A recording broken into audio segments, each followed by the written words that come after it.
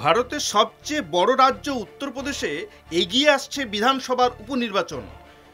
সেখানে এগিয়ে যোগী আদিত্যনাথ নাকি অখিলেশ যাদব, তারই চর্চা শুরু হয়ে গিয়েছে। উত্তরপ্রদেশে লোকসভায় খারাপ ফলের জন্য বিজেপি উপনির্বাচনে সর্বশক্তি দিয়ে ঝাঁপিয়ে পড়েছে। সেই রাজ্যের এক ঝাঁক মন্ত্রীকে উপনির্বাচনের জন্য দায়িত্ব সঁপে দিয়েছে বিজেপি। মোট ১৬ জন মন্ত্রীকে দায়িত্ব দেওয়া হয়েছে। সেখানে 10টি বিধানসভা আসন উপনির্বাচন হবে।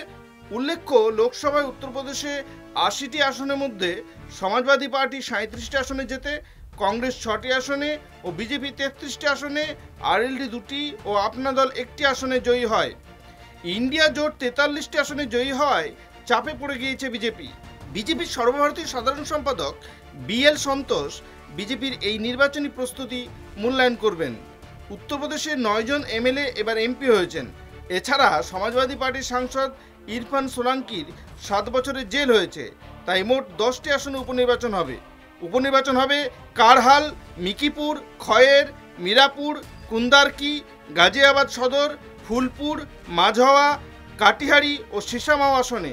যেসব আসনে উপনির্বাচন হবে তার মধ্যে ২০২২ সালের বিধানসভা নির্বাচনে 5টি আসন ছিল সমাজবাদী পার্টির দখলে, 3টি বিজেপির দখলে, 1টি ছিল নিষাদ পার্টির দখলে, 1টি ছিল আরএলডি দখলে।